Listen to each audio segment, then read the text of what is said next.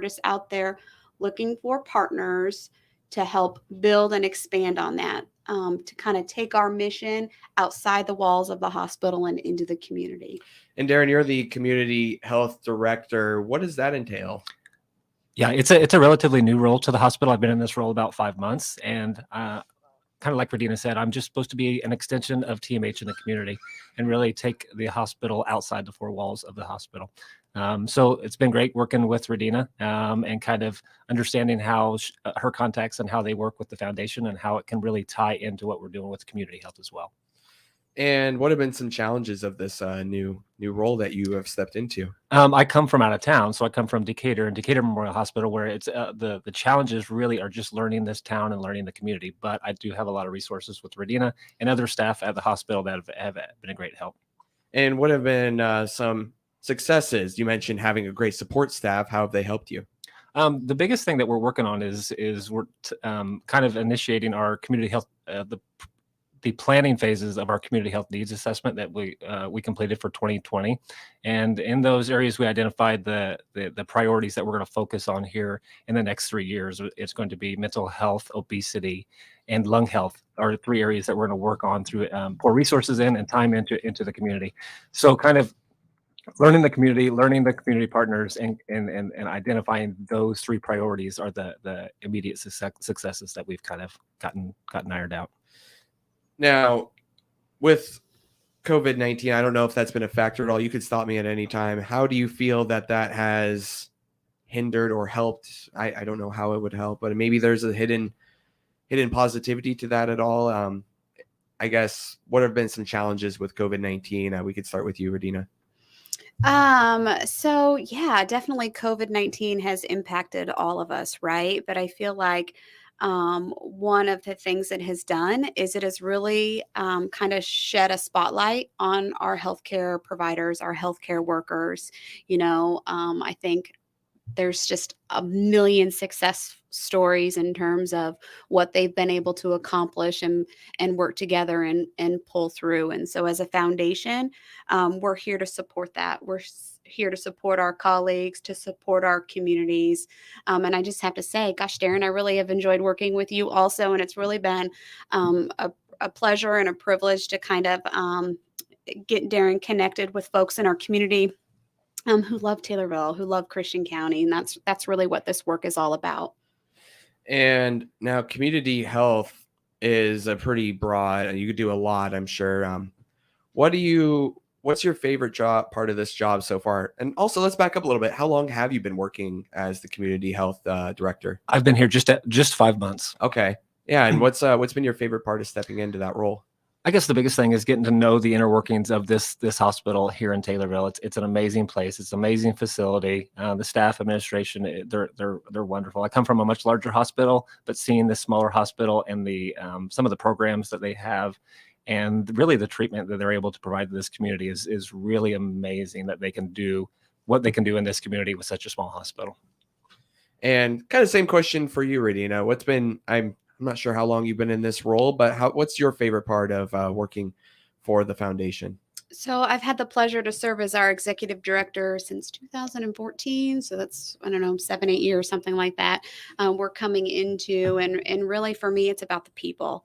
That's really all this work is about. It's connecting people with who want to support the hospital, who want to support the mission, and give them that opportunity to give back and support the hospital's mission. So hands down, it's easy for me to say that my favorite part is working with the various partners that we have as an organization. Love it. Now, the mission, just to remind everybody, is to improve the health of the community. Mental health is part of that, obviously, but the health of the community, moving beyond the 4 walls of the hospital.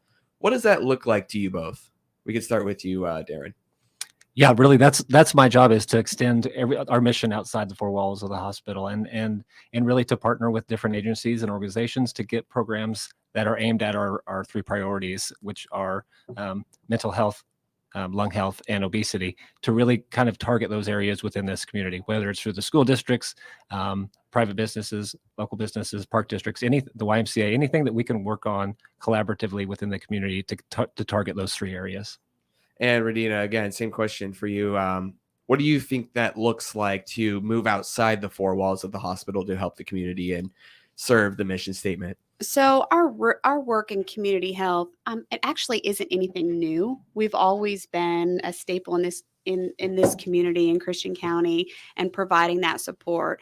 I feel like in 2017, in terms of a foundation, we really started to track it through various supportive different programs in our community. And I actually did a little figuring this morning, and we have distributed about $80,000 in community health grants and programs since 2017. So, really, our community health grant program um, really is just kind of now become a process. So, we've always been doing the work, and now we've just kind of implemented a process to give other organizations in our community that opportunity to share with us their ideas. What does improving health and what do their goals look like in the organizations that they serve, and how can we partner with them, to kind of bring that idea or that concept to fruition. So if you'd like, we could talk about a couple of examples that we've currently. We'll talk about that here after the break here on the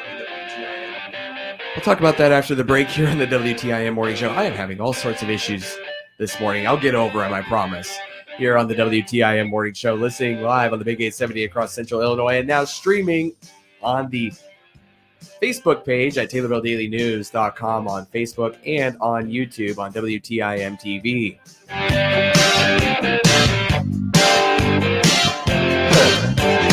Look at that yo-yo.